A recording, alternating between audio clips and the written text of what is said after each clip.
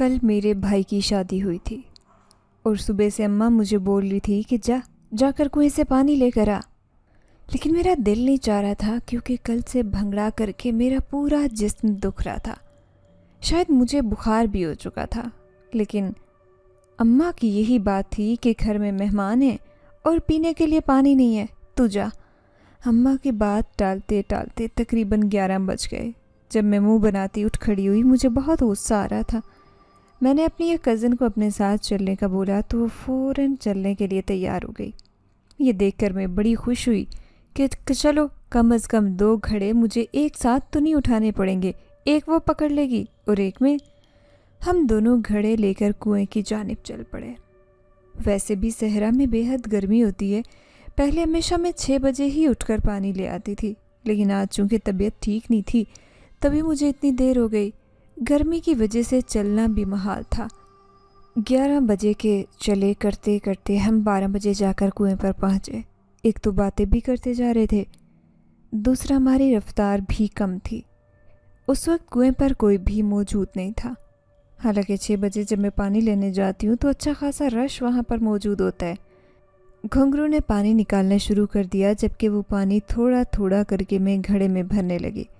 ہمیں تقریباً 15 منٹ لگے تھے دونوں گھڑے بھرنے میں۔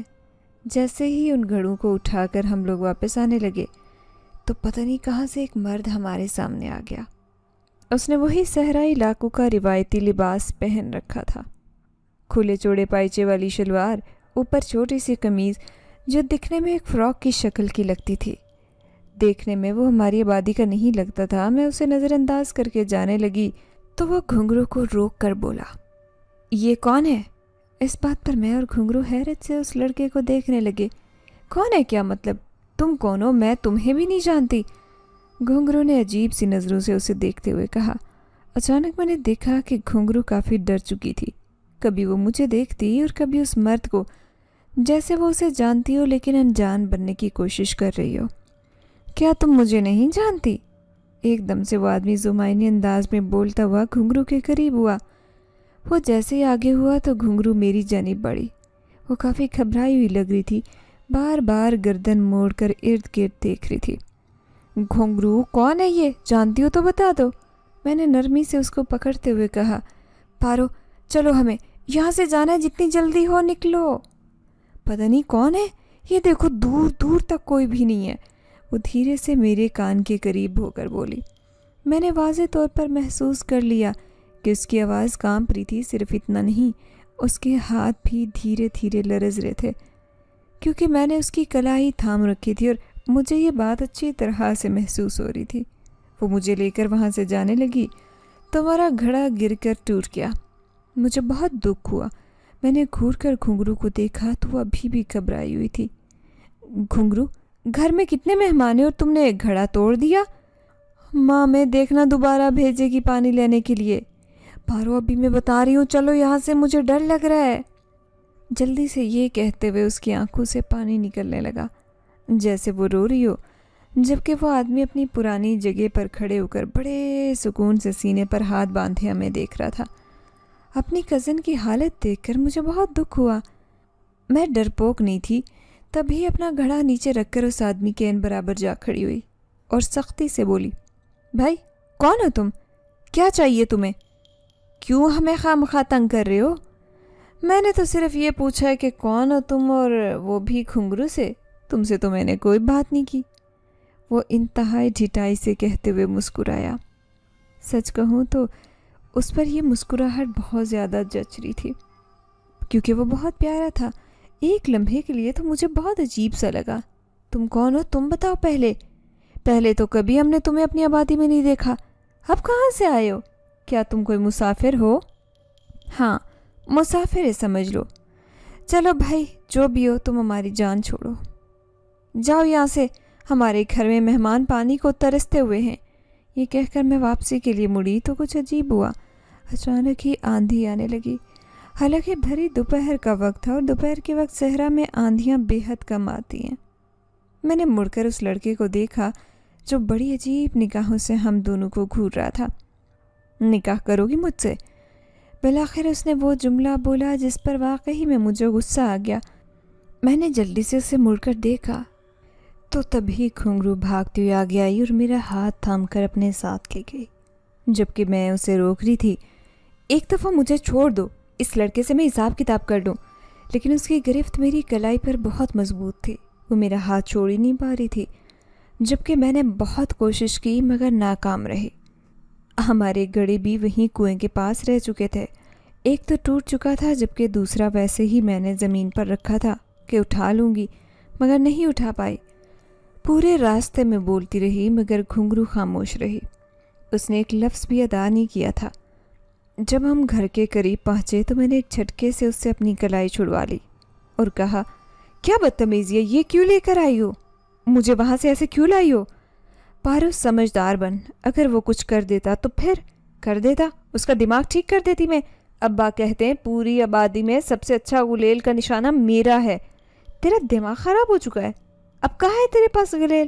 دکھا مجھے، گھنگرو نے سختی سے کہا تو میں خاموش ہو گئی، کیونکہ وہ سچ ہی تو کہہ رہی تھی۔ اس وقت میرے پاس کوئی غلیل موجود نہیں تھے۔ اب اماں سے تو ہی باتیں سننا، کم سے کم ایک تو لے آتے گھڑا، ہم لوگ گھڑا لاتے تو خود واپس آنے کے قابل نہ رہتے۔ چل کچھ نہیں ہوتا، میں بتا دوں گی خالہ کو جا کر۔ پہلے سے گھنگرو کی حالت کافی بہتر ہو چکی تھی۔ میں نے ابھی یہ بات کرنا مناسب نہیں سمجھا تھا، لیکن میں اسے پوچھنا چاہتی تھی کہ وہ تجھ سے لڑکا بات کیوں کر رہا تھا؟ کیا وہ تجھے جانتا ہے؟ ہم گھر آئے تو حسب معمول وہی ہوا، اماں نے ہمارے وہ لتے لیے کہ ہمیں دوبارہ سے کنویں پر جانے کا بولا، لیکن گھنگرو نے منع کر دیا اور کہا، خالہ وہاں پر ایک آوارہ ہمارے پیچھے لگ گیا تھا، تبھی ہم آ چکے ہیں، پانی چاہیے تو جا کر خود لے، تجھے کچھ نہیں کہتا وہ۔ اب کی مرتبہ اماں خاموش ہو گئی، کیونکہ یہ پہلی بار تھا کہ اصل بات ہم نے انہیں بتائی تھی، لیکن پھر بھی وہ بڑبڑاتی ہوئی گھر سے پانی لینے چلی گئی۔ گھنگرو تو جا کر کمرے میں بیٹھ گئی، وہ بہت عجیب طرح کا رد عمل دے رہی تھی، جیسے چند ہی لمحوں میں اس کا دماغ گھوم چکا ہو۔ میں نے زیادہ دھیان نہیں دیا، میں اپنی بھابھی کے کمرے میں آ گئی جو بڑی خوش لگ رہی تھی۔ اس نے لال رنگ کی شلوار قمیض کے ساتھ ڈھیر سارے زیور پہن رکھے تھے۔ بھابھی تو کتنی پیاری ہے نا؟ بے اختیار اپنی بھابھی کو دیکھ کر مجھے اس پر پیار آیا، تو وہ نرمی سے میرے بال سہلاتے ہوئے بولی، ارے پاگل، تیری شادی ہو گئی تو بھی تو اتنی پیاری لگے گی۔ میرا بھائی اچھا تو لگا ہے نا تجھے؟ میں نے شرماتے ہوئے پوچھا، تو وہ ہلکی سی چپت میرے سر پر لگا کر بولی، یہ سب تیرے کرنے والے سوال نہیں ہیں، لیکن کوئی بات نہیں، میں تیرے ہاتھ جلد پیلے کر دوں گی، بھائی بیٹھا ہے میرا۔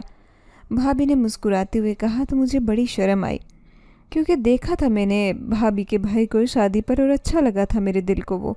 اب جب وہ اس کے ساتھ میری شادی کرنے کی بات کر رہی تھی تو مجھے اندر ہی اندر گدگدی سی محسوس ہوئی۔ اس وقت میری عمر تقریباً 19 سال تھی، اور یہ عمر ایسے ہی ہوتی ہے جہاں ہر آتا جاتا شخص خود کو اچھا لگتا ہے۔ تبھی کمرے میں بھائی آ گیا اور اس نے مجھے باہر بھیج دیا۔ مجھے بڑا برا لگا، لیکن میں خاموشی سے باہر آ گئی۔ سبھی مہمان دوپہر کا کھانا کھا رہے تھے، کھانے میں لسی، چٹنی اور تندور کی روٹیاں تھیں۔ پتہ نہیں کیوں میرا دل اُب گیا اور کھانا کھانے کا دل نہیں چاہا۔ تبھی میں دیوار سے چڑھ کر چھت پر آ بیٹھی۔ اس وقت میرا دل چاہ رہا تھا کہ کاش میں اکیلی رہوں۔ تقریباً 1:30 بجے کا وقت تھا، سورج ٹکا کے چھت پر پڑ رہا تھا، لیکن پھر بھی میں نے ایک جانب آ کر خاموشی سے بیٹھنا شروع کیا۔ تبھی میری نگاہ ایک عجیب سی شے پر پڑی۔ وہیں بیٹھے بیٹھے مجھے دکھائی دیا کہ گھنگرو تھوڑی دور ایک درخت کے نیچے کھڑی اسی لڑکے سے بات کر رہی ہے۔ یہ دیکھ کر میں چونک گئی۔ گھنگرو اس سے کافی ڈر رہی تھی، جبکہ وہ بڑے سکون سے کھڑا اس سے بات کر رہا تھا۔ تقریباً 5 منٹ یوں ہی گزرے جب اچانک سے گھنگرو واپس بھاگ گئی۔ وہ لڑکا بڑے سکون سے درخت کے نیچے کھڑا رہا۔ میں اس کے گھر آنے سے پہلے نیچے آ چکی تھی، لیکن میرے دماغ میں عجیب طرح کے جکڑ چل رہے تھے۔ مجھے گھنگرو اس طرح کی لگتی نہیں تھی کہ وہ کسی لڑکے سے یوں بات چیت اکیلے میں کر سکتی ہے۔ میں خاموش رہی۔ میں نے سوچ لیا تھا رات کو کہ میں اس سے ضرور پوچھوں گی، کیونکہ وہ تو میری بہت اچھی سہیلی تھی، لیکن اس کے باوجود اس نے ایک بات بھی اب تک مجھے نہیں بتائی تھی۔ لیکن میں نہیں جانتی تھی کہ جو کچھ میں گھنگرو کے ساتھ ہوتے ہوئے دیکھ رہی ہوں وہی میرے ساتھ ہونے لگے گا۔ کاش میں جان جاتی اور اس معاملے میں نہ پڑتی۔ बल्कि उस दिन कुएं पर घुंघरू को अपने साथ ही न लेकर जाती। बाकी पूरा दिन मैं यूं ही खामोश रही। घुंघरू भी खामोशी से चारपाई पर बैठी रही। रात को अम्मा के कहने पर मैंने सहन में सभी रिश्तेदारों की चारपाइयाँ बिछा दी। जबकि वहाँ पर जगह ख़त्म हो गई तो कुछ बिस्तर मैंने छत पर भी लगा दिए। अंदर कमरे में बहुत गर्मी थी, वहाँ पर कोई नहीं लेटा और मेरे लिए चारपाई भी नहीं बची थी। अम्मा ने बोला वो कमरे में लेट जाएगी, मैं बाहर लेट जाऊँ, मगर मैंने अम्मा को मना कर दिया क्योंकि गर्मी में अम्मा का बड़ा दिल घबराता था। मैं खामोशी से कमरे में आ गई। मुझे मौका नहीं मिल रहा था घुंघरू से बात करने का क्योंकि शाम होते वो सोने के लिए लेट चुकी थी। मैं वही कमरे में लेटी अपनी सोचों में उलझी हुई थी। तकरीबन 8 बजे सभी लोग सो चुके थे जबकि मेरी नींद उड़ी हुई थी। एक अजीब सा एहसास था कि मैं अकेली नहीं हूँ, कोई है मेरे साथ, और ये एहसास ख़त्म होने के बजाय हर लम्हे बढ़ता जा रहा था। पता नहीं क्यों एक बेचैनी मुझे मेरे अंदर जैसे पनप रही थी। मैंने बिलाखिर करवट लेकर सोने की कोशिश की तो किसी ने धीरे से मेरे कंधे पर हाथ रखा। मैं उछलकर पलटी तो देखा वहाँ पर कोई नहीं था। कमरे का दरवाज़ा भी अंदर से बंद था। मैं दोबारा सीधी होकर लेट गई। पता नहीं क्यों लेकिन मुझे लग रहा था जो कुछ हुआ ये मेरा वहम नहीं, हकीकत है। कोई है जो वाकई में मुझे डराने की कोशिश कर रहा है और उसकी मौजूदगी मैं अच्छी तरह महसूस भी कर पा रही थी। अभी दोबारा मुझे सोए हुए तकरीबन 5 मिनट ही हुए थे कि हवा का तेज़ झोंका मेरे मुंह के साथ टकराया। मैं फिर बौखला कर उठ बैठी और इर्द गिर्द देखा तो कमरा जूं का तूं बंद था। बंद कमरे में हवा कहाँ से आई ये बात बाइस से परेशान थी। मैं दोबारा लेट गई।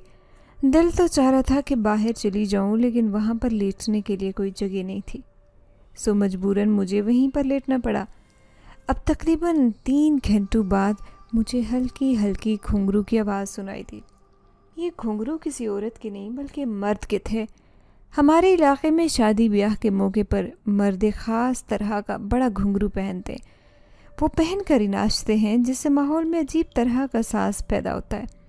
ख़वातीन भी इस घुंघरू को पहनती हैं लेकिन वो छोटे होते हैं, तो मैं अच्छी तरह से जानती थी, महसूस कर पा रही थी कि ये घुंघरू किसी मर्द का है जो मुसलसल चल रहा था और चलने की आवाज़ मुझे अपने कमरे से ही आ रही थी, कहीं दूर से नहीं। अब की मर्तबा में काफ़ी घबरा चुकी थी। मैंने कमरे का दरवाज़ा खोलकर बाहर देखा तो सुनसान था। वहाँ पर घुंघरू की आवाज़ नहीं आ रही थी जबकि वही आवाज़ कमरे से आ रही थी। मेरा पूरा जिस्म पसीने में भीग चुका था। मैं डर गई। मैं बाहर आई तो देखा सभी गहरी नींद में थे। मैंने अम्मा को जगाने का सोचा लेकिन फिर अपनी सोच की नफ़ी कर दी क्योंकि वो उठती तो उनकी तबीयत काफ़ी ख़राब हो जाती। मैं बाहर खड़ी अपनी सोचों में गुम थी जब अचानक वो घुंघरू यूँ लगा जैसे कमरे से बाहर आ गए हो। मेरे इर्द गिर्द गोल चक्कर काटने लगा हो। मेरे तो दांतों तले भी पसीना आ चुका था। मैंने चीखना चाहा ताकि कोई तो मेरा शोर सुनकर उठे और मेरा डर कम हो, लेकिन मेरे अलग से आवाज़ ही नहीं निकल पाई। तभी मुझे अपने नाम की पुकार सुनाई दी। मैंने घबरा कर इधर उधर देखा लेकिन वहाँ कोई नहीं था। तभी घुंघरू का शोर भी बंद हो चुका था। दोबारा फिर से मेरा नाम पुकारा गया तो मैं चौंक कर आसमान की जानिब देखने लगी तो वहाँ छत से खड़ी घुंघरू मुझे ऊपर बुला रही थी। ये देखकर मैं भागती हुई छत पर चली गई और जाते ही घुंघरू के गले लगकर रोने लगी। मारे खौफ के मेरी बुरी हालत हो रही थी जबकि वो नरम नरम हाथ मेरी कमर पर फेरते हुए मुझे तसल्लियाँ दे रही थी। सुना तुमने वो शोर? घुंघरू, कोई है, मैं जानती हूँ यहाँ कोई है हमारे दरमियान। कोई भूत इस वक्त मौजूद है, मुझे बहुत डर लग रहा है। मुसलसल मैं उससे यही जुमला कह रही थी जबकि उसने ना मेरे जुमले की नफ़ी की ना तरदीद, बस मुझे पुरसकून करने की कोशिश में हलकान हो रही थी। तुम्हें सुनाई दिया? इस पर वो खामोश रही। पारो, तुम थक गई हो, इधर और लेट जाओ, यहाँ पर तुम्हें नींद आ रही है। ये कहकर उसने मुझे अपनी चारपाई पर सोने के लिए लिटा दिया और मैं लेट गई।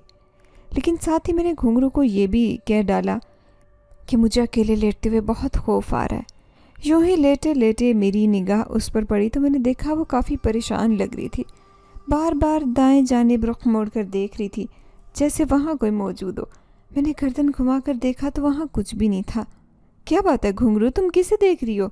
वो चौंक गई और नफ़ी में सर हिलाकर बोली, کچھ نہیں، تم زیادہ سوچ رہی ہو، سو جاؤ، تمہیں نیند آ رہی ہے۔ میں خاموش ہو گئی اور کچھ ہی دیر میں واقعی سو گئی۔ اگلی صبح اٹھی تو گھر میں کافی شور مچا تھا۔ بھاگ کر چھت سے نیچے آئی تو میرے سامنے عجیب منظر تھا۔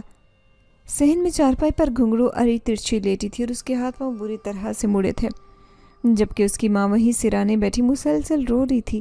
یہ دیکھ کر میرا دل بند ہوتے رہ گیا۔ اگر میں گھنگرو کی آنکھیں حرکت کرتی نہ دیکھتی تو میں بھاگ کر ان کے قریب گئی اور پوچھا، یہ کیا ہو گیا گھنگرو کو؟ اس کی طبیعت تو ٹھیک ہے؟ سبھی رشتہ دار بہت پریشان لگ رہے تھے۔ حکیم صاحب کو بلایا ہے تاکہ وہی بتائیں، پتہ نہیں کیا ہوا ہے۔ ہم اٹھے تو یہ ادھر صحن میں نیچے یوں ہی لیٹی تھی، نہ کچھ بول پا رہی تھی نہ حرکت کر پا رہی ہے۔ اماں نے پریشانی سے مجھے بتایا تو میں دیوار کے ساتھ لگ کر بیٹھ گئی۔ مجھے یقین تھا کہ یہ جو کچھ بھی ہے رات والے واقعے سے اس کا تعلق ضرور ہے۔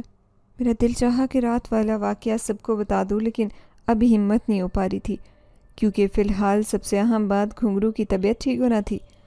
تقریباً 10 منٹ بعد حکیم آ گیا۔ اس نے نبض وغیرہ پکڑ کر دیکھی، پھر آنکھیں دیکھی۔ تقریباً کتنی دیر وہ یوں ہی گھنگرو کا معائنہ کرتا رہا۔ کچھ دیر بعد بولا تو اس کا لہجہ کافی دھیما تھا۔ معاملہ سمجھ میں نہیں آ رہا، میں نے ہر طرح سے کوشش کی ہے، لیکن اس بچی کو جو بیماری ہے مجھے نہیں علم ہو پا رہا۔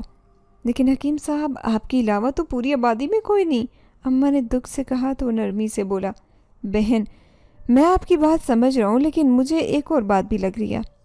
وہ کیا؟ سبھی لوگ اس کی بات پر حکیم کی طرف متوجہ ہو گئے۔ یہ کہہ کر حکیم نے میری اماں اور گھنگرو کی اماں کو ایک جانب بلایا۔ باقی سبھی لوگ بھی وہیں کھڑے تھے۔ میں اپنی جگہ پر موجود تھی۔ کچھ دیر کھڑا وہ ان دونوں سے بات کرتا رہا۔ میں یہاں سے صاف دیکھ پا رہی تھی کہ ان دونوں کی رنگت متغیر ہو چکی تھی۔ بات کر کے حکیم صاحب وہاں سے چلے گئے۔ جبکہ وہ دونوں واپس آئی تو خاندان والوں نے پوچھنا شروع کر دیا کہ کیا بتایا ہے، لیکن وہ دونوں گھبرائی ہوئی پریشان لگ رہی تھی۔ ان دونوں نے بات ٹال مٹول دی کہ بس بیمار ہے، اس کا کوئی علاج نہیں ہے وہ۔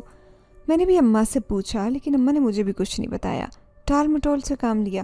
خالہ کافی پریشان لگ رہی تھی۔ گھنگرو کی بیماری کا دیکھ کر باقی خاندان والے بھی گھروں کو روانہ ہو گئے، کیونکہ ہمارے علاقے میں یہ تہمت بہت عام تھی کہ اگر کوئی صحت مند انسان بیمار انسان کے پاس بیٹھ جائے تو اس کو بیماری لگ جاتی ہے۔ اب سوائے خالہ کے دوسرا کوئی بھی مہمان موجود نہیں تھا۔ گھنگرو کا علاج بھی نہیں ہو رہا تھا، بس ہر وقت خالہ اس کے سرہانے بیٹھی کچھ نہ کچھ پڑھتی۔ تقریباً ایک دن ہی مجھے وہ خوف محسوس ہوا۔ اگلی رات بھی ایسا کچھ نہیں ہوا تھا۔ مجھے ڈر لگتا تھا۔ جب وہ گھنگرو کے سرانے خالہ بیٹھی پڑھائی کر رہی تھی تو میں اماں کے پاس گئی اور جا کر بتایا کہ اماں، مجھے لگتا ہے ہمارے گھر میں کوئی بھوت ہے یا جن۔ میری بات پر اماں ایک دم چونک گئی اور حیرت سے پوچھا، تمہیں کیوں لگا کہ ہمارے گھر میں کچھ ایسا ویسا ہے؟ کیا تم نے کچھ دیکھا ہے؟ میں خاموش ہو گئی تو اماں جلدی سے بولی، بتاؤ نہ پارو، کیا بات ہے؟ میں نے بتایا کہ مجھے پرسوں رات عجیب و غریب آوازیں سنائی دی۔ میں کمرے میں اکیلی تھی، تب یوں لگ رہا تھا کہ میرے آس پاس کوئی اور بھی موجود ہو۔ کیا گھنگرو کو بھی یہ سب کچھ سنائی دیا؟ میری بات کا جواب میں اماں نے یہ بات مجھ سے پوچھی تو میں چونک گئی اور کہا، اماں کیا گھنگرو ٹھیک ہے؟ انہوں نے پریشانی سے نفی میں سر ہلایا اور بولا، حکیم تو کہتا ہے کہ بچی ٹھیک نہیں ہے، اس کی بیماری کا علم نہیں ہو رہا۔ میں نے ہر طرح کی کوشش کی ہے، لیکن یوں لگتا ہے اس بچی پر کوئی سایہ ہے، اس سائے کا بوجھ برداشت نہیں کر سکی اور اتنی بیمار ہو گئی۔ نہیں، جلدی سے کہا، مجھے لگتا ہے حکیم ٹھیک کہہ رہا ہے، ہمیں کسی بابے کو دکھانا چاہیے۔ اماں نے نرمی سے اس بات میں سر ہلایا۔ ہماری آبادی میں ایک ہی بابا موجود تھا، شام کو ہم اس بابے کو گھر بلا لائے۔ اب تک گھنگرو کی حالت ویسی تھی۔ بابا نے اسے دیکھتے ہی کہہ دیا کہ اس پر ایک جن کا سایہ ہے اور وہ جن اس سے کچھ مانگ رہا ہے جو یہ اسے دے نہیں رہی۔ ہم بڑے حیران ہوئے، گھنگرو سے تو کچھ بولا ہی نہیں جا رہا تھا۔ اماں نے حیرت سے پوچھا، بابا جی کب کا سایہ ہے یہ؟ اس بیچاری کی طبیعت تو 2 دن پہلے خراب ہوئی ہے، 2 دن میں کیا مانگ سکتا ہے اسے؟ آپ ہمیں بتائیں، ہمارے بس میں کچھ ہوا تو ہم دے دیں گے۔ یہ سن کر بابا جی نے آنکھیں بند کی اور کچھ پڑھائی پڑھنے لگے۔ میں بڑے غور سے گھنگرو اور خالہ کو دیکھ رہی تھی۔ ان دونوں کی رنگت اڑ چکی تھی۔ گھنگرو بے شک کچھ بول نہیں رہی تھی، لیکن اس کی اڑتی صاف رنگت دکھائی دے رہی تھی۔ اس سے پہلے کہ بابا آنکھیں کھولتے، خالہ چکر کھا کر نیچے گر پڑی۔ ہم گھنگرو کے مسئلے کو چھوڑ کر خالہ کی جانب متوجہ ہو گئے۔ تبھی بابا جی نے نرمی سے کہا، مجھے بچی کا دوپٹہ دے دو، میں حساب کر کے بتا دوں گا، ابھی میرے حساب میں کچھ نہیں آ رہا۔ لیکن یہ بات سنتے ہی خالہ نے منع کر دیا کہ وہ کوئی دوپٹہ نہیں دے گی، وہ گھنگرو کا علاج جا کر اپنے شہر میں کروا لے گی۔ جبکہ میں نے اور اماں نے بہت زور لگایا کہ جب یہاں پر علاج ہو رہا ہے تو شہر جانے کی کیا ضرورت ہے، لیکن خالہ نہیں مانی اور بابا جی کو وہاں سے بھگا دیا۔ صاف لگ رہا تھا کہ وہ گھنگرو کا علاج کروانا ہی نہیں چاہتی یا پھر کسی بات سے ڈر رہی ہے۔ مجھے اور اماں کو مجبوراً خاموش ہونا پڑا۔ شام کو میں تندور پر روٹیاں لگوانے کے لیے لے جانے لگی تو اماں نے آہستگی سے مجھے اپنے پاس بلایا۔ میں وہاں گئی تو اماں نے دھیرے سے کہا، اپنی خالہ کو مت بتانا اور گھنگرو کا دوپٹہ چپکے سے اس بابے کے پاس لے جا۔ کیا سچ میں؟ میں نے حیرت سے پوچھا تو اماں نے اس بات میں سر ہلا دیا اور کہا، ہاں مجھے لگتا ہے شگفتہ میرے سے کچھ چھپا رہی ہے۔ جو بھی معاملہ ہے یہ اب کا نہیں بلکہ پہلے کا ہے، بلا وجہ ہم پر الزام آ رہا ہے۔ کیسا الزام؟ میں نے روانی سے پوچھا تو اماں نرمی سے بولی، وہ کہتی ہے کہ یہاں آ کر جنات کا سایہ ہوا ہے۔ ہو سکتا ہے تیری بہو ہو یا پھر تیری بیٹی اس پر سایہ ہو، میری بیٹی کے پیچھے اب لگ گیا ہو۔ مجھے بڑا غصہ آیا۔ میں فوراً واپس پلٹی اور اماں کو اشارہ کر دیا کہ خالہ کو اپنے ساتھ باتوں میں لگا لیں۔ یہ کام تو ان کے لیے بالکل مشکل نہیں تھا۔ انہوں نے خالہ کو باتوں میں لگایا تو میں نے بڑی خاموشی سے ان کے بکسے سے گھنگرو کا دوپٹہ نکالا اور چھپا کے پہلے آٹا تندور پر رکھا اور پھر اس بابے کے پاس چلی گئی۔ اسے میں نے دوپٹہ دیا تو وہ نرمی سے بولا، بیٹی کل آنا رات کو، میں حساب کروں گا اس پر اور کل تجھے بتاؤں گا جو کچھ بھی ہوا۔ میں تندور پر واپس آ گئی لیکن میرے اندر ایک بے چینی لگی ہوئی تھی کہ پتہ نہیں بابا کیا بتائے گا۔ کاش یہ جنات پہلے کیوں اب کے نہ ہوں۔ گھر آ کر میں نے اماں کو بھی بتا دیا۔ پرسوں خالہ نے واپس چلے جانا تھا لیکن ہمیں بار بار یہی تھا کہ کسی طرح حقیقت کا پتہ چل جائے۔ پوری رات میں نے جاگ کر گزاری۔ بار بار میرے دل میں یہی بات آ رہی تھی کہ کاش یہ سب کچھ پہلے کا ہو۔ اگلے دن صبح ہوتے ہی میں پانی بھرنے کے بہانے بابے کے پاس گئی اور جا کر پوچھا، کیا بنا بابا جی؟ وہ نرمی سے بولا، بیٹی یہ معاملہ پہلے کا ہے، اب کا نہیں، بچپن کا ہے۔ اس بچی پر جنات کا سایہ ہے، بلکہ جنات نہیں، ایک جن ہے جو اس پر عاشق ہے، لیکن اب یوں لگتا ہے کہ وہ اس سے اپنی کوئی بات منوانا چاہ رہا ہے اور وہ بچی اس کی بات نہیں مان رہی۔ بابا جی کیسی بات ہو سکتی ہے؟ انہوں نے نفی میں سر ہلایا اور بولا، مجھے نہیں معلوم بیٹی، جتنا کچھ پتہ چلا میں نے تمہیں بتا دیا۔ اور کیا گھنگرو کو یہ بات پتہ ہے کہ اس پر جنات کا سایہ ہے؟ میں نے وہ بات پوچھی جو میرے دل میں کلبلا رہی تھی۔ آیا اگر میں گھر جا کر بتاتی ہوں کہ یہ جنات تو بچپن سے اس کے ساتھ ہیں، اس کے اوپر تو گھنگرو یا خالہ مکر نہیں سکتی تھی اگر مجھے حقیقت کا علم ہوتا تو۔ بابا جی نے اس بات میں سر ہلایا اور کہا، ہاں اس جن پر بہت عمل کیے گئے ہیں بچی کے جسم سے نکالنے کے لیے، لیکن وہ بھی ڈھیٹ ابن ڈھیٹ ہے، بہت طاقتور ہے، وہ اس کو نہیں چھوڑے گا۔ لیکن اگر وہ جن خود چاہے تو بچی کا جسم چھوڑ سکتا ہے۔ صرف بچی ہی نہیں، اس کی ماں، اس کے گھر والوں، سب کو علم ہے اس بات کا۔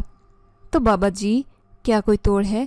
انہوں نے نفی میں سر ہلایا اور کہا، بیٹی ہوگا لیکن مجھے نہیں معلوم، یہ جن میری طاقت سے باہر ہے، میں کچھ نہیں کر سکتا۔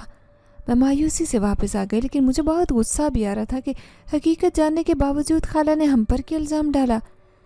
گھر آئی تو اماں کہیں گئی تھی۔ گھر میں صرف گھنگرو اور خالہ موجود تھی۔ میری بھابھی اپنے میکے گئی تھی۔ مجھے دیکھتے ہی خالہ مسکراتے ہوئے بولی، ادھر آ پارو، آج شاید شام کو ہم لوگ چلے جائیں۔ میں شادی پر آئی لیکن تیرے لیے بھی کچھ نہیں لے کر آ سکی۔ میں نے مسکرا کر کہا، رہنے دو خالہ، اس کی کیا ضرورت ہے، تم آ گئی ہو اتنا ہی کافی ہے۔ لیکن وہ مسکراتے ہوئے بولی، ارے نہیں میری بچی، میں تو اپنی پریشانیوں میں ہی رہی۔ یہ دیکھ یہ پائلیں رکھ لے، آج میں اپنے سامان باندھ رہی تھی تو مجھے دکھائی دی، میں نے میلے سے لی تھی، تیرے لیے گھنگرو کی بھی بالکل ایسی ہیں۔ مجھے وہ پائلیں اچھی طرح سے یاد تھی۔ جب گھنگرو نے میرے بھائی کی شادی اور وہ پائلیں اس پر پہنی تو میں نے بہت تعریف کی تھی۔ خالہ یہ تو میری دل کی تمنا تھی کہ کاش میرے پاس بھی ایسی پائلیں ہوں۔ گھنگرو نے بتایا ہی نہیں کہ میرے لیے بھی لی ہے تو نے یہ پائل۔ اس بات پر خالہ ایک دم گڑبڑا گئی لیکن میں نے زیادہ دھیان نہیں دیا کیونکہ میری پوری توجہ ان پائلوں پر مبذول تھی۔ ارے اسے کیا پتا کہ میں نے لی تھی؟ یہ کہاں جاتی ہے میلے میں، اس کا تو پیو جانے ہی نہیں دیتا کہیں باہر۔ چل پہن لے، زیادہ سوچ نہ لا اپنی بچی، میں اپنی بچی کو خود پہناؤں گی۔ خالہ نے میرے پیروں میں وہ پائلیں پہنانا شروع کر دی جنہیں دیکھ کر میں بہت خوش ہو رہی تھی۔ تبھی اماں آئی اور میری جانب اشارہ کر کے پوچھا، کیا بنا؟ تبھی مجھے یاد آیا کہ میں تو ایک بڑی خبر لے کر گھر آئی تھی، کہاں ان پائلوں کے چکر میں پھنس گئی۔ میں نے دھیرے سے اماں کے کان میں ساری بات بتا دی۔ انہوں نے بغیر دیکھے اپنی بہن کو سنانا شروع کر دی کہ تم اچھی طرح سے جانتی ہو کہ گھنگرو کے ساتھ یہ معاملہ بچپن سے ہے، لیکن تم نے مجھ پر الزام لگایا کہ تمہارے گھر میں کوئی جنات وغیرہ ہیں۔ یہ بات سن کر خالہ ایک دم سے بوکھلا گئی اور بولی، ارے نسیم کیا باتیں کر رہی ہے تو؟ مجھے تو تیری ایک بات بھی سمجھ نہیں آ رہی۔ اماں تڑپ کر بولی، شگفتہ تجھے سب کچھ سمجھ آ رہا ہے، بس سمجھنا نہیں چاہتی۔ اگر بچی کے اوپر مشکل آ گئی ہے تو بجائے اس مشکل کو حل کرنے کے تو دوسروں پر الزام لگا رہی ہے۔ یہ بات سن کر خالہ ایک دم رونے لگی اور اس نے اماں کے پیر پکڑ لیے۔ مجھے معاف کر دے نسیم، میں نہیں چاہتی کہ کوئی یہ جان پائے کہ میری بچی کے ساتھ یہ مسئلہ بچپن سے ہے۔ یہاں پر رشتہ دار بھی سب تھے، لیکن شگفتہ میں نے تو ان کو نہیں بتایا۔ تیرے سامنے جو بات ہوئی ہے میں نے تو یہی کہا ہے کہ کوئی بیماری ہے۔ وہ جلدی سے بولی، ہاں میں جانتی ہوں کہ تو نے یہی کچھ بتایا، لیکن پھر بھی لوگوں کو بھنک پڑ سکتی تھی کہ میری بچی پر جنات کا سایہ ہے۔ باتیں بنانے کے لیے لوگ کتنی بھی بنا سکتے ہیں، تبھی میں نے احتیاط سے کام لیتے کسی کو کچھ نہیں بتایا۔ یہ سایہ میری بچی کی زندگی برباد کر چکا، ہر رات ڈر کر اٹھتی ہے۔ ہم نے بہتری کوشش کی کہ کسی طرح اپنی بچی سے اس کو دور کریں، لیکن ناممکن ہے۔ جو کوئی بھی اس سائے کو دور کرنے کی کوشش کرتا ہے اس کا خود ہی کوئی نہ کوئی نقصان ہو جاتا ہے۔ اب تو ہمارے علاقے میں بھی سب کو پتہ ہے کہ میری بچی کے ساتھ کیا مسئلہ ہے، لیکن خاندان والوں کو یہ بات نہیں بتانا چاہتی۔ کل کو اس کی شادی کرنے کے لیے بڑے مسائل بنیں گے۔ خالہ مسلسل روتے جا رہی تھی اور مجھے ان کی حالت دیکھ کر دکھ ہو رہا تھا۔ ان کی ایک ایک بات ٹھیک تھی، انہوں نے جو کیا تھا اپنی بہتری کے لیے کیا تھا، لیکن خالہ گھنگرو کے ساتھ یہ سب کچھ کیسے، کب اور کہاں سے لگا؟ یہ سایہ کہاں سے آیا؟ اس بات پر خالہ پہلے تو خاموش ہو گئی، پھر نرمی سے بولی، ہم ایک جگہ پر کام کرتے ہیں، ان کی لڑکی کو جنات تھے، اس پر بھی بچپن سے تھے، بس پھر اسے گھنگرو پسند آ گئی تو اس نے اس لڑکی کو چھوڑ کر گھنگرو پر بسیرا کر لیا۔ یہ کہہ کر وہ خاموش ہو گئی۔ تو پریشان نہ ہو، میں آج شام کو ہی چلی جاؤں گی۔ میں مانتی ہوں میں نے غلط کیا، پر مجھے معاف کر دینا۔ میں نے جو کیا بچی کی بھلائی کے لیے کیا۔ یہ کہہ کر خالہ نے دونوں ہاتھ اماں کے آگے جوڑ دیے۔ وہ بہنیں تھیں، کہاں بھلا ایک دوسرے سے خفا رہ سکتی تھی؟ دونوں ہی گلے لگ کر رونے لگی۔ مجھے گھنگرو کی بات پر بہت ترس آ رہا تھا، نہ جانے بیچاری کو کیا کیا کچھ دیکھنا پڑا ہوگا۔ اماں نے انہیں منع بھی کیا، لیکن خالہ اس بات پر بضد تھی کہ ہمیں آج شام کو ہی یہاں سے جانا ہے، میں تم لوگوں کو مزید تکلیف نہیں دینا چاہتی۔ اماں نے ایڑی چوٹی کا زور لگایا، لیکن وہ نہیں رکی۔ بالآخر ہم انہیں ریلوے اسٹیشن پر بٹھائے۔ جیسے ہی ٹرین چلی تو مجھے عجیب طرح کا چکر آیا۔ مجھے یہی لگا کہ ہو سکتا ہے پریشانی کی وجہ سے یہ سب کچھ ہو رہا ہے، سو میں نے زیادہ دھیان نہیں دیا۔ ہم لوگ گھر واپس آ گئے، لیکن آج بھی مجھے وہی محسوس ہو رہا تھا جو اس رات ہوا تھا، کہ میں اکیلی نہیں ہوں، میرے ساتھ کوئی اور بھی ہے۔ لیکن میں پرسکون رہی۔ جتنا ان باتوں کو سوچتی اتنا ہی میرا دماغ خراب ہوتا۔ رات کو کھانے میں آلو پالک بنی تھی، لیکن جب سالن میرے سامنے آیا تو میں نے کھانے سے منع کر دیا۔ پتہ نہیں کیوں میرا دل مچل رہا تھا گوشت کھانے کے لیے۔ اماں گوشت بنا دینا، میرا دل مچل رہا ہے۔ مجھے گوشت ویسے ہی اچھا لگتا تھا، لیکن کبھی ایسا نہیں ہوا کہ ایک کھانا پکا ہونے کے باوجود میں نے گوشت کھانے کی فرمائش کی ہو۔ جب کھانا بنتا میں صرف تبھی کھاتی تھی۔ اماں نے مجھے حیرانی سے دیکھا اور کہا، پارو آج تک تو نے کبھی یوں نہیں کہا۔ اماں بنا دینا، شادی میں بھی اچھی طرح سے گوشت نہیں کھا سکی، بہت دل چاہ رہا ہے۔ وہ حیران تھے، لیکن پھر بھی انہوں نے مجھے زیادہ کچھ نہیں کہا، خاموشی سے میرے بھائی کو بھیج دیا کہ جا کے گوشت لے کے آ۔ پتہ نہیں میرا دل عجیب مچل رہا تھا، کچھ تھا میرے اندر جو تبدیل ہوا، لیکن میں سمجھ نہیں پا رہی تھی۔ میں نے اماں کو بھی بتانا مناسب نہیں سمجھا، کیونکہ وہ تو پہلی خالہ کی وجہ سے پریشان تھی۔ میں نے خود کو بھی یہ کہہ کر پرسکون کر لیا کہ ہو سکتا ہے پریشانی کی وجہ سے ہو۔ حکیم صاحب کہتے کہ جب بھی کوئی پریشانی لیتے تو سب سے پہلا اثر مادے پر ہی پڑتا ہے۔ میں نے اپنے اندر کی تبدیلی کو پریشانی کا نام دیا۔ جیسے ہی گوشت گھر کے اندر داخل ہوا، میں کمرے میں تھی، لیکن کمرے میں موجود ہونے کے باوجود مجھے گوشت کی خوشبو آ گئی، ورنہ میں ایسی نہیں تھی۔ میرے قریب کچھ پک رہا ہوتا، مجھے خوشبو یا بدبو تو بہت دیر کی بات یا بہت کم آتی تھی۔ کئی دن نہاتی بھی نہ تو اماں مجھے کہتی، اٹھ جا پارو نہا لے، تیرے سے بدبو آ رہی ہے، لیکن مجھے خود سے ایسی کوئی بدبو نہیں آ رہی ہوتی۔ پر بڑی حیران ہوئی، کمرے سے نکلی، دیکھا واقعی بھائی گوشت لے کر گھر میں داخل ہوا۔ مجھے بڑی خوشی ہوئی کہ چلو اچھا ہے، میری ناک تو دوبارہ کام کرنے لگ گئی۔ میں واپس آ کر چارپائی پر لیٹی، بھابھی بھی میکے سے واپس آ چکی تھی اور وہ میرے لیے کھانا بنانے لگ گئی، جبکہ باقی سب گھر والوں نے کھانا کھا لیا تھا۔ اندر لیٹے لیٹے میرا بس نہیں چل رہا تھا کہ ویسے ہی کچا گوشت کھا لوں۔ پتہ نہیں کیوں میرا دل اتنا ہمک رہا تھا، لیکن میں نے خود پر ضبط رکھا، اور جب کھانا بن کر آیا تب تک میرا جسم بری طرح سے کانپ رہا تھا۔ میں نے فوراً سے بھابھی کے ہاتھ سے کھانے والی پلیٹ جپٹ لی اور کھانا شروع کر لیا۔ وہ تقریباً آدھا کلو گوشت تھا جو میں اکیلے کھا چکی تھی۔ باقی سب گھر والوں نے کھانا کھا لیا تھا، لیکن وہ حیرت سے مجھے کھاتے ہوئے دیکھ رہے تھے۔ کھانا کھانے کے بعد بھی مجھے اپنی بھوک ویسے ہی محسوس ہوئی، لیکن میں چپ کر گئی، یہ سوچ کر کہ گھر والے کیا بات کہیں گے۔ کیا بات ہے پارو، تمہاری طبیعت تو ٹھیک ہے نا؟ میں نے بیگانگی سے اماں کو دیکھا اور ان کے گلے لگ کر پھوٹ کر رونے لگی۔ پتہ نہیں کیوں بلا وجہ ہی رونا آ رہا تھا۔ اماں کافی پریشان ہو گئی اور پوچھا، کیا بات ہے بیٹی، کیوں رو رہی ہو؟ کوئی مسئلہ ہو گیا کیا؟ اگر کچھ ہے تو مجھے بتاؤ، میں ہوں نا، تمہاری ماں تمہارے پاس ہے۔ میں نے آنسو دونوں ہاتھوں سے رگڑ کر صاف کیے اور کہا، اماں مجھے خود نہیں پتا کیا ہے، بس دل پریشان ہے، یوں لگ رہا ہے کچھ ہونے والا ہے، کچھ برا۔ میں اپنی بچی کو اپنے ساتھ لٹاؤں گی۔ یہ کہہ کر اماں نے میری چارپائی اپنے ساتھ بچھوا دی۔ میں مغرب کے وقت سونے کے لیے لیٹ گئی۔ 15 منٹ میں مجھے نیند آ چکی تھی اور میں گہری نیند سو گئی۔ سونے کے باوجود مجھے ارد گرد والی تمام آوازیں صاف سنائی دے رہی تھی، جہاں اماں میری بھابھی کو یہی کہہ رہی تھی کہ لگتا ہے پارو کی طبیعت ٹھیک نہیں، پہلے تو کبھی ایسی حالت نہیں ہوئی، شاید گھنگرو کی حالت دیکھ کر اس کی بھی طبیعت بگڑ گئی ہو۔ صرف اتنا ہی نہیں، مجھے ہر طرح کا شور واضح سنائی دے رہا تھا، چاہے پرندوں کا بولنا تھا یا ہوا کی سرسراہٹ۔ ایک دم سے میرے جسم کی تمام حصیں تیزی سے کام کرنے لگی تھی، لیکن پھر بھی میں سوئی رہی۔ تقریباً 2-3 گھنٹوں بعد مجھے آوازیں آنا بند ہو گئی اور میں گہری نیند میں چلی گئی۔ تبھی مجھے عجیب سا خواب آیا کہ میرے سامنے ایک کھائی ہے اور کھائی کے دوسرے جانب گھنگرو کھڑی ہے۔ میں ہاتھ بڑھا کر اس سے مدد مانگنا چاہتی ہوں، لیکن وہ اپنا دوپٹہ اتار کر میری جانب پھینک دیتی ہے اور وہ دوپٹہ میرے منہ کو لپیٹ لیتا ہے۔ اتنا کر کے وہ وہاں سے بھاگنے لگتی ہے تو میں پیچھے ہاتھ بڑھاتی ہوں کہ گھنگرو مجھے اکیلا مت چھوڑ کے جاؤ، اپنے ساتھ لے کر جاؤ، اور تبھی میں قدم آگے بڑھاتی ہوں تو سیدھا جا کر کھائی میں گرتے ہوں۔ یہ خواب دیکھنے کے بعد اچانک میری آنکھ کھل گئی۔ میں گھبرا کر ارد گرد دیکھنے لگی کہ کہیں میں کھائی میں تو نہیں ہوں، لیکن نہیں، میں کھائی میں نہیں بلکہ اپنے صحن میں اماں کے ساتھ والی چارپائی پر سو رہی تھی۔ میرے دل کی دھڑکن بہت شدید بڑھ چکی تھی، یہاں تک کہ میں اسے سن پا رہی تھی۔ قریب پڑے گھڑے اس سے اپنے پانی پی کر میں واپس چارپائی پر آ کر لیٹ گئی، لیکن مجھے نیند نہیں آ رہی تھی۔ تبھی مجھے گھنگرو کی آواز سنائی دینے لگی، ہاں وہی گھنگرو جو مرد پہنتے اور جو پہلی رات میں نے سنی تھی۔ یہ سننے کے بعد مجھے یوں لگا کہ میرا دل ابھی سینہ چیر کر باہر آ جائے گا۔ میری حالت کافی بری ہو چکی تھی، مجھے بہت زیادہ ڈر اور خوف محسوس ہو رہا تھا۔ میں نے زور سے اپنی آنکھیں بند کر لی اور اسی وقت مجھے اپنے اوپر بوجھ محسوس ہوا، جیسے کوئی بہت بھاری ہے، جیسے کوئی بھاری بوجھ میرے اوپر بیٹھا ہے۔ ہلکی سی آنکھیں کھول کر میں نے دیکھا تو دنگ رہ گئی۔ میرے اوپر وہی ہاتھ میں بیٹھا ہوا تھا جو ہمیں اس دن کنویں کے کنارے پر ملا تھا۔ اس نے وہی کپڑے پہنے ہوئے تھے اور وہ اپنی لال آنکھوں سے مجھے دیکھ کر مسکرا رہا تھا۔ میں نے پوری قوت سے چیخ ماری، لیکن حیرت انگیز طور پر میرے حلق سے کوئی بھی آواز نہیں نکلی۔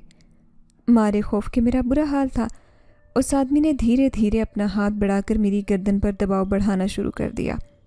مجھے یوں لگ رہا تھا میری آنکھیں ابل کر باہر آ رہی ہیں۔ وہ خود بھی میرے قریب ہوا اور کان کے نزدیک آ کر بولا، کہا تھا نا میں نے نکاح کر لو مجھ سے، لیکن تم نہیں مانی، اب ساری عمر میں تم پر یوں ہی بسیرا کر کے رکھوں گا۔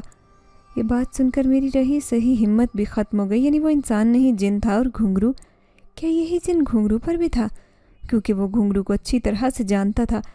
اسے دیکھ کر گھنگرو بہت زیادہ گھبرا گئی تھی۔ کہ کون ہو تم؟ اب کی مرتبہ بجائے چیخنے کے میں نے سرگوشی کے انداز میں کہا تو وہ مسکراتے ہوئے بولا، تمہارا عاشق گھنگرو۔ میں نے ابھی صرف اتنا ہی کہا تھا کہ وہ زوردار قہقہ لگا کر بولا۔ اس سے دل بھر گیا میرا۔ ہم دونوں عام انسانوں کی طرح باتیں کر رہے تھے، تبھی میں نے چونک کر ارد گرد دیکھا، لیکن سب گھر والے سو رہے تھے، جیسے انہیں کوئی بھی آواز سنائی نہ دے رہی ہو۔ عام طور پر ہلکا شور ہوتا تو اماں فوراً اٹھ جاتی، لیکن اس دن اماں بے خبری کے عالم میں لے رہی تھی۔ وہ آدمی میرا دماغ پڑھ کر بولا، پریشان مت ہو، تم جتنا اونچا بولو لوگوں کو کچھ نہیں سنائی دے گا، بہتر ہے وہی کرو جو میں تمہیں کہتا ہوں۔ اور وہ کیا ہے؟ میں نے ڈرتے ڈرتے پوچھا تو وہ نرمی سے مسکراتے بولا، نکاح کر لو مجھ سے، اور جو تمہیں میری مدد چاہیے ہوگی میں تمہاری خواہش پوری کروں گا، تمہیں امیر کر دوں گا۔ اس کی بات مکمل نہیں ہو پا رہی تھی جب میرے دماغ میں آیت الکرسی آئی اور میں نے اونچا اونچا پڑھنا شروع کر دیا۔ آیت الکرسی پڑھتے ہی اس آدمی کی آنکھوں سے خون بہنے لگا اور مجھے غصے سے دیکھتے ہوئے بولا، بند کر دو یہ پڑھنا۔ لیکن جب اس نے مجھے روکا تو میرے پڑھنے میں مزید روانی آ چکی تھی اور میں اونچی پڑھنے لگی۔ تبھی وہ چیخ کر غائب ہوا اور باقی گھر والے بھی اٹھ بیٹھے۔ وہ کافی پریشان ہو گئے تھے مجھے اتنی بری حالت میں دیکھ کر، کیونکہ میرے چہرے پر آنسو کے نشانات تھے اور میں بری طرح سے ہاتھ پاؤں چلا رہی تھی جیسے مجھے کوئی دورہ پڑ گیا ہو۔ اماں میرے قریب آنا چاہ رہی تھی تو میں نے اونچی آواز میں آیت الکرسی پڑھ کر انہیں بھی دور بھگانے کی کوشش کی، کیونکہ مجھے لگ رہا تھا میرے ہر طرف وہی جن موجود ہے اور مجھے قابو کرنے کی ناکام کوشش کر رہا ہے۔ کیا بات ہے پارو، مجھے بتا، میں تیری ماں ہوں. چپ کر جا میری بچی، چپ کر جا. لیکن مجھے چین نہیں آ رہا تھا. تبھی اماں نے پانی پر سورہ فاتحہ پڑھ کر مجھے پلائی، تب جا کر میں ذرا پرسکون ہو گئی. وہ پانی پینے کے بعد میں ایک دم سے ڈھے گئی. اماں نرمی سے بولی، پارو کیا ہوا ہے تجھے؟ میں نے روتے ہوئے کہا، اماں مجھے بڑا ڈر لگتا ہے، وہ مجھے لے جائے گا، وہ کہتا ہے میرے ساتھ نکاح کر. کون کہتا ہے میری بچی؟ اماں نے آنسو پونچھتے ہوئے پوچھا، کیونکہ وہ بھی کافی ڈر چکی تھی لیکن میرے سامنے پھر بھی بہادری کا مظاہرہ کر رہی تھی. میری بھابھی کو تو اماں نے کمرے میں بھیج دیا تھا کیونکہ وہ سمجھ چکی تھی کہ میرے ساتھ بھی کوئی ویسا ہی معاملہ ہے جو گھنگرو والے کے ساتھ ہوا تھا. اس کے کمرے میں جاتے ہی میں اماں کے گلے لگ گئی. میں تجھے بابا جی کے پاس لے کر جاؤں؟ میں فوراً سے اٹھ بیٹھی، اس سے پہلے کہ جوتی پہن کر اماں کے ساتھ ہوتی. کوئی مجھے روکنے لگا. میں نے مڑ کر دیکھا تو میرے پیچھے وہی آدمی کھڑا تھا جو لمبے ہاتھ کر کے مجھے جانے سے روک رہا تھا. میں نے خود کو اس کی گرفت سے چھڑوانے کی کوشش کی لیکن اپنی جگہ سے نہیں ہل پائی. میرے بھائی، ماں اور باپ سبھی پریشان ہو چکے تھے. وہ مجھے آگے کو کھینچتے رہے جبکہ وہ جن مجھے پیچھے کو. تبھی ہوا تیزی کے ساتھ چلنے لگی اور مجھے بری طرح سے دورہ پڑ گیا. میں زمین پر لیٹی چیخ رہی تھی، رو رہی تھی، ہنس رہی تھی، معافیاں مانگ رہی تھی، نہ جانے کیا کچھ کر رہی تھی. صاف لگ رہا تھا کہ مجھ پر جنات کی حاضری ہو چکی ہے. اماں پہلے تو کھڑی چیختی رہی لیکن پھر جب محلے والے جمع ہونے لگے تو بھاگ کر اس بابے کو بلا لائی. بابا جب تک وہاں آیا میں بے ہوش ہو چکی تھی. مجھے اپنی کوئی خبر نہیں تھی لیکن ارد گرد کی آوازیں مجھے اچھی طرح سے سنائی دے رہی تھی. اماں بابا جی کو رو رو کر میری حالت کا بتا رہی تھی اور وہ میری نبض پکڑ کر بول رہا تھا کہ اس پر جنات کا شدید حملہ ہوا ہے اور یہ جن پہلے اس بچی پر بھی تھا. جس کا دوپٹہ بھیجا تھا تم نے یہ وہی ہے، تم نے میرے پاس حساب کتاب کے لیے بھیجا تھا.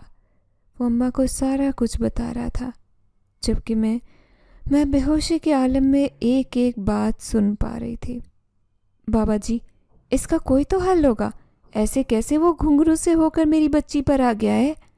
کیا آپ کی بچی نے اس کی کوئی شے تو نہیں استعمال کر لی؟ تبھی اماں نے کہا، اس کی خالہ نے پائلیں دی تھی اس کو اور وہ پائلیں اب تک میرے پیروں میں بھی موجود تھی. ان پائلوں کو دیکھتے ہی بابا جی سنجیدگی سے بولے، میرے حساب کے مطابق یہ پائلیں جان بوجھ کر اس بچی کو دے دی گئی ہے.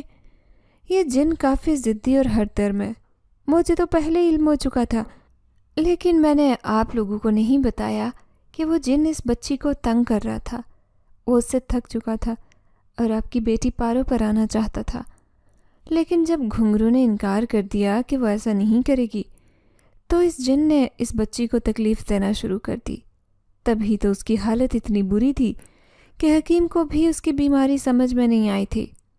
اب یہ پائل ہے، پتہ نہیں اس بچی کے پیروں میں کیسے آ گئیں، کیسے نہیں، لیکن یہ جس نے بھی دی ہیں اس نے مجبور ہو کر دی ہیں. اس بچی سے جن کا سایہ ختم ہو کر اب اس بچی پر آ چکا ہے. یہ بات تو سنتے ہی اماں دھاڑے مار مار کر رونے لگی تھی اور بابے کے آگے ہاتھ باندھ دیے کہ کسی طرح تم میری بچی کو بچا لو. لیکن وہ ابھی بھی انکار کر رہا تھا کہ میرے پاس ایسا کچھ بھی نہیں ہے جو میں کر پاؤں. یہ جن کافی زیادہ ضدی ہے، نکاح کرنا چاہتا ہے تمہاری بیٹی کے ساتھ.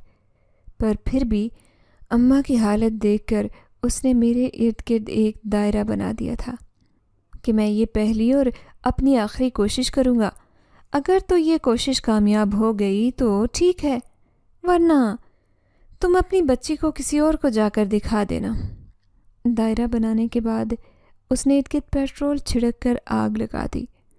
میں اس دائرے کے اندر اس آگ کی گرمی میں تڑپ رہی تھی. اس کے ساتھ ہی بابے نے اونچی اونچی آیت الکرسی اور آیت کریمہ کا ورد کرنا شروع کر دیا.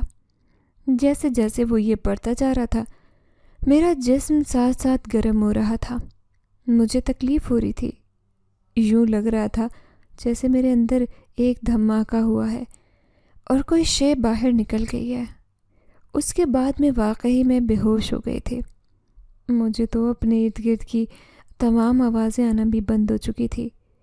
تقریباً اگلے دن جا کر میں ہوش میں آئی تو اماں مجھے گلے لگا کر خوب روئی. اور کہا تمہارے جسم سے وہ سایہ نکل چکا ہے، لیکن ایک مسئلہ ہے اب۔ وہ کیا؟ میں نے پوچھا تو اماں روتے ہوئے بولی کہ بابا جی نے منع کیا ہے کہ کبھی بھی تمہاری شادی نہیں ہو سکے گی، کیونکہ جب بھی تمہاری شادی ہونے لگے گی تو وہ جن واپس آ سکتا ہے۔ یہ بات سن کر میں بالکل خاموش ہو گئی، کیونکہ اس کامیابی کے باوجود بھی میں کامیاب نہیں ہو پائی تھی۔